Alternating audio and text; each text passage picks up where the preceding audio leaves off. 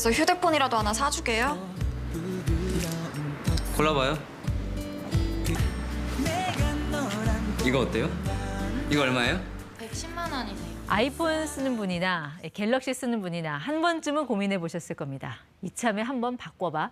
자, 애플이 아이폰 14 시리즈 신제품을 공개했습니다. 앞서 출시한 삼성전자의 이 갤럭시 Z4와 전면 승부가 시작된 겁니다. 과연 소비자들의 선택은 어떻게 될까요? 염승환 이베스트 투자증권 이사와 이야기 나눠보겠습니다. 이사님, 어서 오십시오. 네, 안녕하세요. 네. 이 아이폰 덕후들은 밤에 잠 못 주무셨을 것 같아요. 이게 새벽 2시에 신작 공개됐는데 네. 행사장 분위기는 어땠나요? 물론 뭐 직접 가보시지 않으셨지만. 네. 뭐 우리 한국 분들도 잠을 못 주무셨고 사실은 그리고 이게 또 3년 만에 대면 행사가 펼쳐지다 보니까 많은 사람들이 몰렸고 네. 사실 저기가 일반인이 원래는 출입할 수가 없는 곳이거든요. 근데 이번에 이제 이 행사 때문에 네. 특별히 또 오픈을 해서 많은 분들이 좀 이렇게 몰려들었던 것 같습니다. 팀쿡 CEO도 참석을 했네요. 네, 팀쿡도 CEO 참석해서 네. 아무튼 굉장히 좀 성황리에 이 행사가 마무리됐던 걸로 알고 이번에 있습니다. 공개한 그 아이폰 14 시리즈 전작과 가장 다른 차별점이 있다면 뭐라고 봐야 될까요?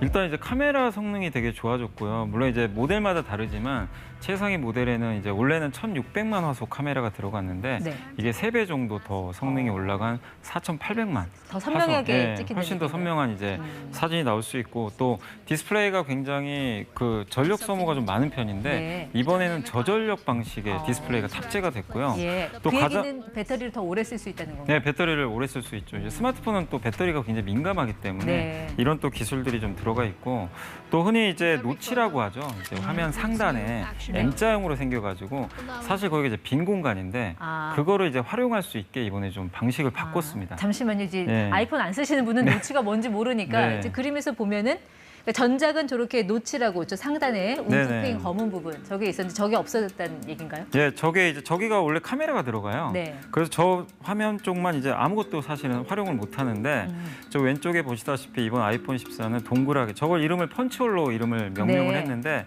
저걸 이제 터치를 하면은 소프트웨어가 들어가서 화면을 저기서 키울 수가 있어요. 아. 저 구멍 자체를. 예. 그럼 거기에 알람 표시라든가 뭐 날씨를 띄울 수도 있고. 네. 그래서 이제 실제로 디스플레이로 활용할 수 있게 만든 게 좀 굉장히 다른 부분인 것 네, 같습니다. 어쨌든 신기술 그리고 새로운 기능이 좀 탑재가 됐으니 네. 가격도 오르지 않았을까 싶은데 가격 정책은 어떻게 세웠습니까? 근데 많은 사람들이 가격 올릴 거라고 좀 예상을 했는데 일단은 가격을 다 동결시켜 버렸습니다. 아, 전작과 동일하게. 네, 전작과 동일하게. 그러니까 스펙은 올라갔는데 가격은 예. 이제 똑같이 형성이 됐습니다. 근데 그게 이제 미국 가격이야 뭐 그대로겠지만 환율이 워낙 올라서 이런 강달러 때문에 우리 국내 출고가는 뭐 자연스럽게 더 올라간 거 아닌가요? 네, 그러니까 우리나라 같은 경우는 이제 출시가 되면 아이폰 14 프로 모델 좀 상위 모델인데 그 경우에 이제 달러 강세 때문에 20만 원이 더 올라가는 그런 현상이 좀 발생하게 됐습니다. 근데 삼성도 물론 오르긴 했죠 지난번에 네. 그 신작 발표하면서. 네, 맞습니다. 어쨌든 가격 부담이 좀 있을 수는 있겠네요. 미국 네, 시장 같은 그러니까 경우. 미국 사람들이야 이제 그런 뭐 체감은 못 하겠지만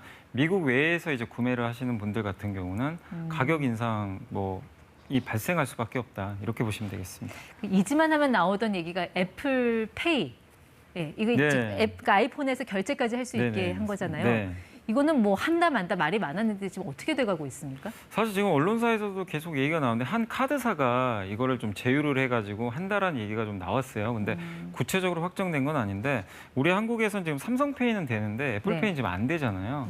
근데 만약에 그게 되게 되면 이제 아이폰 쓰시는 분들 입장에서는 굉장히 편리해지고 예. 또 삼성 입장에서는 또 약간 고객을 또 뺏길 수도 있어서 어떤 경쟁이 좀 치열해질 수 있는 환경으로 갈 수도 있을 것 같습니다. 그렇긴 했지만 또 삼성 갤럭시는 왜 통화 녹음이라는 무기가 있지 않습니까? 네, 맞습니다. 삼성만의 또 그런 이제 무기가 있는데 어쨌든 지금 삼성 고객들이 또 이런 애플페이 때문에 또 이탈할 수도 있지 않을까 하는 네. 우려는 일부는 좀 있는 것 같아요.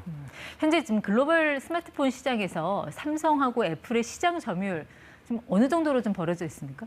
일단 삼성이 전체 글로벌 스마트폰 다 합쳐서요. 그러니까 고가폰, 중저가폰 다 합치면 네. 여기 보시다시피 24%로 1위고 2위 이제 애플하고는 좀 격차가 좀 있거든요. 근데 요거는 이제 모든 스마트폰을 다 합친 데이터고 네. 이제 애플이 주력을 하는 건 좀 고가폰이잖아요. 그래서 고가폰 시장으로 넘어가 보면 애플이 압도적으로 1위입니다. 지금 보시다시피 프리미엄 폰은 애플이 57%, 예. 삼성전자가 19%로 격차가 굉장히 좀 많이 벌어진 그런 네. 상황입니다. 그러니까 이번에도 프리미엄 폰 내놓으면서 기술은 더 추가하고 기능도 더 올렸는데 네. 가격은 동결했으니까 이 프리미엄 폰 시장에서 애플의 독주가 당분간 이어지는 건가요? 이어질 가능성이 높고요. 그래서 사실 삼성이 카드로 꺼내는 게 이제 폴더블 폰이라는 새로운 걸 만들었잖아요. 네. 물론 잘 팔리기는 하는데 아직은 대중화된 모델은 아니다 보니까 애플을 따라가는 데는 아직은 조금 역부족인 상황인 것 같습니다. 네, 이런 프리미엄 폰 시장에서 좀 부진해서 그런지 삼성전자 주가 왜 이렇게 못 갑니까? 오늘만 봐도 52주 신저가 또 경신을 했거든요. 네, 그 연중 최저치로 오늘 이제 주가가 또 하락을 해버렸고 오늘 시장이 올랐는데도 좀 부진해서 좀 주주분들 입장에서 굉장히 좀 속상하실 텐데 빠지는 이유는 뭐 스마트폰이 안 팔리는 것도 이유가 있겠지만 네. 가장 큰 거는 지금 이 소비가 둔화되다 보니까 IT 기기를 잘 안 사거든요, 사람들이. 이제 뭐 우리나라만 그런 게 아니라 전 세계적으로.